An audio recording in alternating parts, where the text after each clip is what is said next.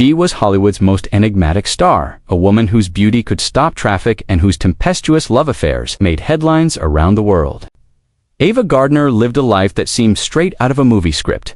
3 marriages to legends like Mickey Rooney, Artie Shaw, and Frank Sinatra, countless romances with bullfighters, billionaires, and Hollywood royalty. But here's what most people don't know about the woman they called the world's most beautiful animal, Ava Gardner. Despite her reputation as Hollywood's ultimate free spirit, desperately wanted something that fame and fortune couldn't buy her. She wanted to be a mother today. We're uncovering one of Hollywood's most heartbreaking secrets, the story of Ava Gardner's only child. A story buried for decades beneath layers of studio publicity and personal pain. What you're about to discover will change everything you thought you knew about one of cinema's greatest stars, you see. Ava Gardner played mothers on screen with such tenderness, such authenticity, that audiences never questioned her natural maternal instincts. But behind the cameras, she was fighting a private battle that would define her entire life, a battle for motherhood that Hollywood's golden age would never allow her to win.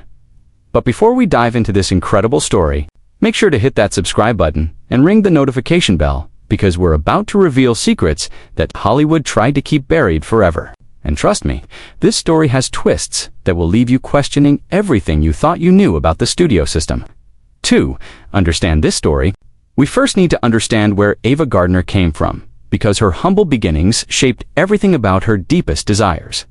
Born Ava Lavinia Gardner on Christmas Eve 1922 in Grabtown, North Carolina, a tiny tobacco farming community so small it barely appeared on maps.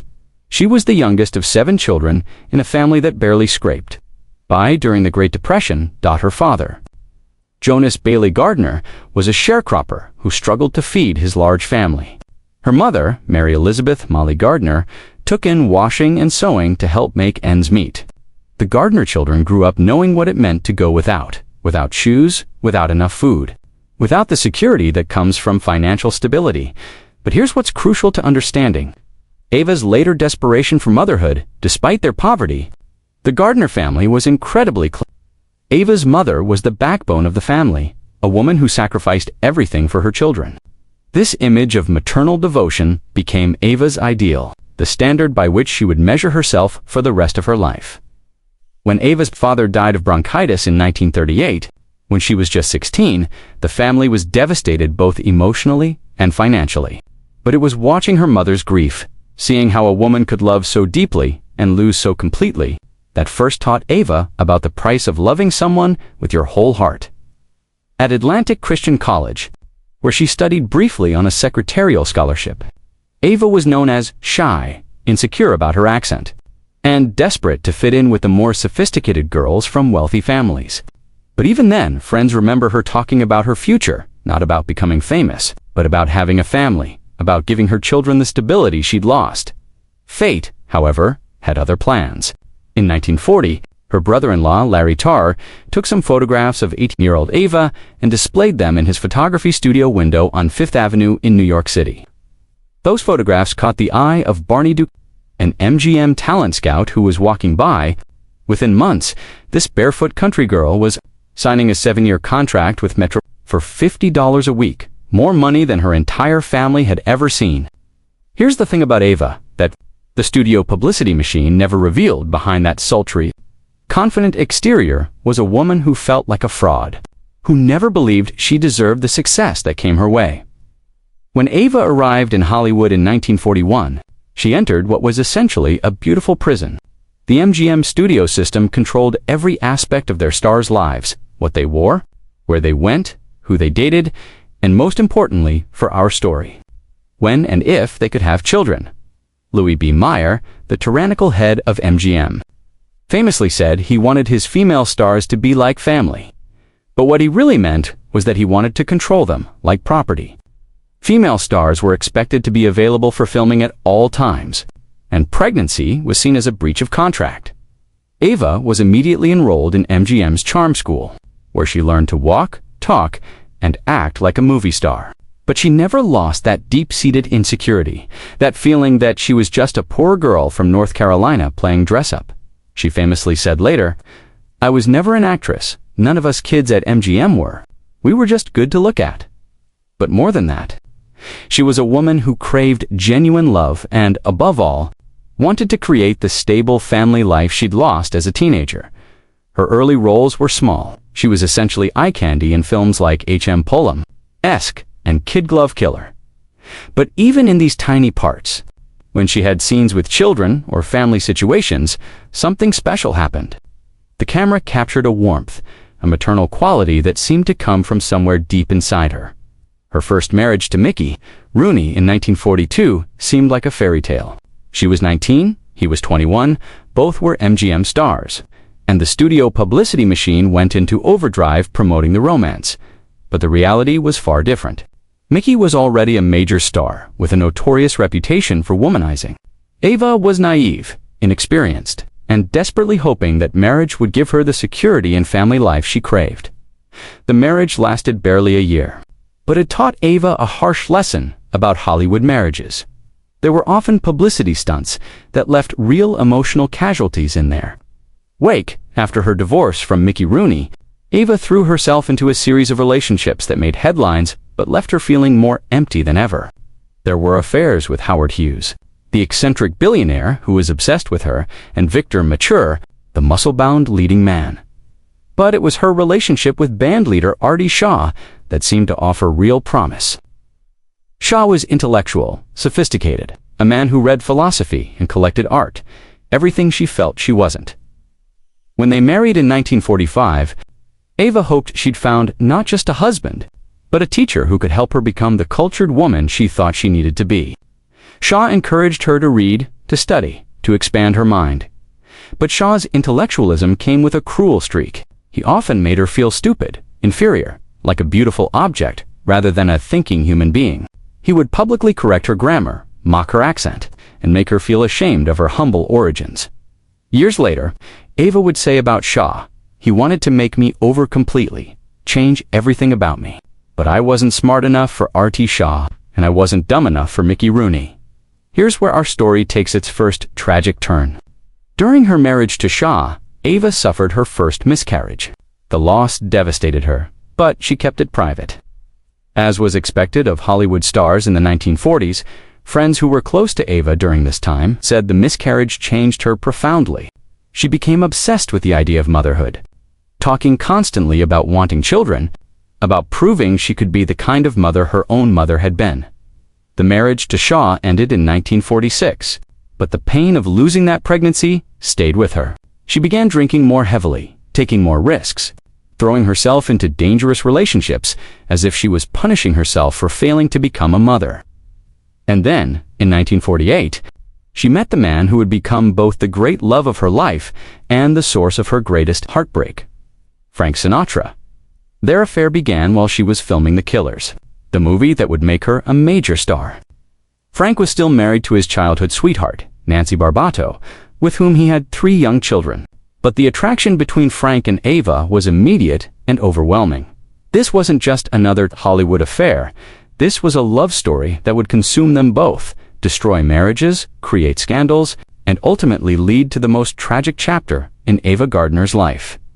The affair between Ava Gardner and Frank Sinatra became the scandal of 1949. Frank's marriage to Nancy was crumbling, but he was Catholic and divorce was complicated.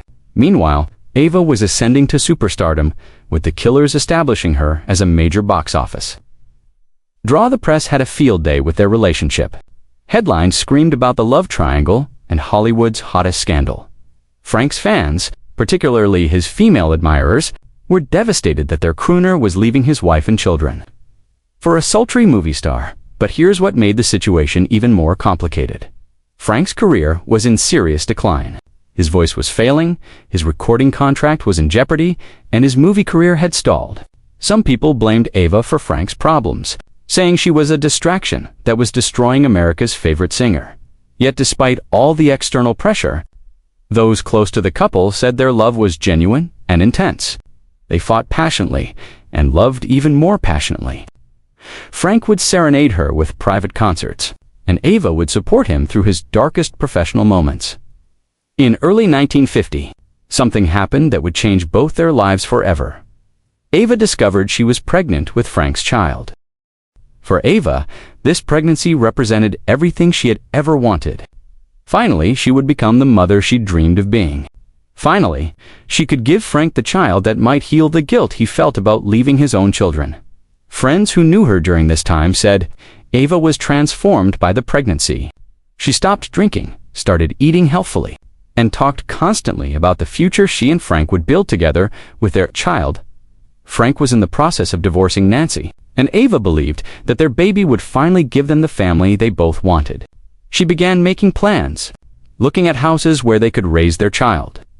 Away from the Hollywood spotlight, but Ava had underestimated the power of the MGM publicity machine and the moral climate of 1950s America. When Louis B. Mayer learned about the pregnancy, he made it clear that this scandal could destroy not only Ava's career, but the entire studio's reputation. Remember, this was 1950. Unmarried pregnancy, especially with a married man, was career suicide. Even major stars could be blacklisted for moral turpitude, clauses in their contracts. The meeting that would seal Ava Gardner's fate took place in Louis B. Mayer's office at MGM in March of 1950. Present were Mayer, several studio executives, Ava's agent, and Ava herself, a young woman facing an impossible choice between her career and her deepest desire. Mayer was brutal in his assessment. An unmarried pregnancy with a married man would not only destroy Ava's career, but could trigger the morality clauses that would allow MGM to cancel her contract without compensation. She would lose everything: her income, her career, her ability to support not only herself, but also her mother and siblings. Back in North Carolina, what people don't realize is that Ava was the primary breadwinner for her entire extended family. Her MGM salary supported her mother, helped pay for her siblings' educations, and had lifted the entire Gardner family out of poverty.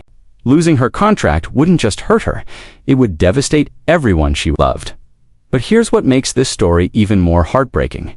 Ava desperately wanted this baby. Friends who knew her during this time, including actress Lana Turner and her personal secretary, said she talked constantly about becoming a mother, about giving Frank the son he always wanted, about creating the stable family life neither of them had experienced. Frank was torn.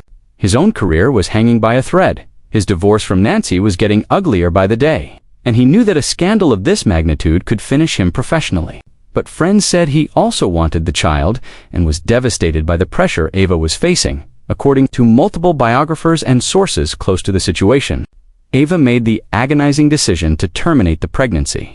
But the procedure, performed in secrecy at a private clinic in Los Angeles, went terribly wrong. Several sources, including Ava's housekeeper, Renee Jordan, and her closest friend during this period, actress Lana Turner, later revealed that the procedure resulted in serious complications that affected Ava's ability to have children in the future. But here's where the official story and the real story begin to diverge dramatically, because according to several sources who spoke on condition of anonymity, during their lifetimes, something extraordinary and terrible happened during that procedure. The baby survived. What I'm about to tell you has been kept secret for over 70 years, known only to a handful of people who took this secret to their graves. According to multiple sources, including medical personnel who were present and studio fixers who arranged the cover-up, Ava Gardner's baby boy was born alive during what was supposed to be a termination procedure. The clinic where the procedure took place was owned by Dr. Leon Crone, a physician who regularly performed services for Hollywood studios, everything from patching up stars after fights to handling delicate situations involving unwanted pregnancies. But Dr. Crone was faced with an unprecedented situation. The baby, born at approximately 7 months gestation, was small but viable, according to the sources. Ava was unconscious due to complications from the procedure and never knew the child had survived. This is where the full power of the MGM machine swung into action. Remember, this was the era of the studio system when MGM literally controlled every aspect of their stars' lives. They had fixers, publicity agents, and connections with hospitals, adoption agencies, and families who would do anything to protect the studio's investments. Eddie Mannix, MGM's notorious fixer, was called in to handle the situation. Mannix had covered up everything from drunk driving incidents to mysterious deaths. A secret adoption would have been routine for him, according to the sources. Within hours of the birth, arrangements were made to place the child with a wealthy family connected to the Hollywood establishment. The official story was that Ava had suffered a tragic miscarriage due to the stress of the publicity surrounding her relationship with Frank. The press release, issued 3 days later, described Ava's devastating loss and asked for privacy during her time of grief. What the public didn't know was that Ava's grief was real, but not because she had lost a child. She was grieving because she believed she had chosen to terminate a pregnancy that represented her deepest desires. Frank Sinatra was told the same story as everyone else, that Ava had miscarried due to complications. But some sources suggest that years later, Frank began to suspect the truth, which would explain some of his erratic behavior and his obsessive searching for information about children born in Los Angeles in 1950. The family chosen to raise the child was named Anthony, a wealthy couple with connections to the entertainment industry who had been trying to have children for years. They were told only that the mother was a famous actress who couldn't keep the child, and the father was a well-known entertainer. The official story was that Ava had suffered a miscarriage, but those closest to her noticed dramatic changes in her behavior following the incident. She became more reckless, drank heavily, and threw herself into a series of destructive relationships. Friends said she would often speak about the child she lost, but never went into details. She would become emotional when she saw mothers with children, and she began avoiding family films or any movies that involved children. The complications from the procedure had lasting effects. Ava suffered from chronic health problems that her doctors attributed to female troubles, a euphemism commonly used in the 1950s for reproductive health issues. When she and Frank finally married in 1951, after his divorce from Nancy was finalized, their relationship was already damaged by the trauma they had both experienced. Though they tried to have children together, Ava was unable to conceive again. Their marriage lasted only 6 years and was marked by passionate fights, heavy drinking, and mutual recriminations. Some biographers suggest that the loss of their child created a wound that never healed between them. Ava attempted to adopt a child, but her reputation for drinking and her unstable lifestyle made adoption agencies reluctant to approve her applications. This rejection devastated her further and deepened her depression. Eventually, Ava essentially fled Hollywood, moving to Europe, where she could live more freely and escape the constant reminders of her lost opportunities for motherhood. She lived in Spain, London, and other European cities, but friends said she never stopped grieving for the child she believed she had lost. Meanwhile, in Los Angeles, a boy named Robert was growing up with the Anthony family, never knowing the true identity of his famous parents. In 1983, something remarkable happened. A man named Robert Gardner Anthony contacted a Los Angeles attorney specializing in adoption cases. He claimed to be the biological son of Ava Gardner and Frank Sinatra. Robert's physical resemblance to both Ava and Frank was striking. He had Ava's distinctive bone structure and eyes, combined with Frank's mouth and jawline. But physical resemblance alone wouldn't prove parentage. What made Robert's claim compelling were the documents he possessed. His birth certificate showed he was born in November 1950 at a private clinic in Los Angeles, the same clinic where Ava's procedure had allegedly taken place. The timing was perfect. Exactly 9 months after, Ava and Frank's relationship became serious. Robert had been raised by Charles and Margaret Anthony, a wealthy couple with connections to the entertainment industry. Charles Anthony had been a talent agent who had worked with MGM in the 1940s and 1950s. Exactly the type of person who would have been trusted with such a sensitive secret. But what made Robert's story even more credible were the details he knew about Ava's life that had never been made public. He knew about her childhood fears, her superstitions, her dreams of motherhood, details that only someone very close to her could have known. Robert also had medical records indicating unusual circumstances surrounding his birth, including notations about maternal complications and special handling required language, consistent with the emergency situation described by the sources who claimed to know the truth about Ava's procedure. The question became, was this really Ava Gardner's lost son? And if so, what would happen when he tried to reconnect with his famous mother? According to Robert's account, he spent years trying to contact Ava Gardner. He wrote heartfelt letters, tried to reach her through her agents, and even attempted to meet her at public appearances in London, where she was living as a recluse. But Ava, who by this time was battling emphysema and living quietly in London, refused all contact. Her assistant, Carmen Vargas, later revealed that Ava became extremely distressed whenever anyone mentioned the possibility of a surviving child from her relationship with Frank. Some believe that Ava's refusal to meet Robert wasn't because she didn't believe he was her son, but because she couldn't face the pain of what she'd been forced to give up. The guilt and grief she had carried for over 30 years was too overwhelming to confront. Ava Gardner died on January 25, 1990, having never publicly acknowledged Robert as her son. She went to her grave keeping this secret, just as she'd kept so many others throughout her life. So whatever happened to Ava Gardner's only child? The truth is, we may never know for certain. Robert Gardner Anthony lived a quiet life as a teacher, raised his own family, and passed away in 2018, taking his secrets with him. What we do know is that Ava Gardner, one of Hollywood's most glamorous stars, carried a pain that fame and fortune could never heal. The woman who had everything, beauty, talent, wealth, and the love of some of the most famous men in the world, may have lost the one thing she wanted most, the chance to be a mother. This story reminds us that behind the glamour of Hollywood's golden age were real people with real pain, making impossible choices in a system that valued image over humanity. Ava Gardner's tragedy wasn't just personal. It was emblematic of an era when women's deepest desires were considered secondary to their commercial value. What do you think?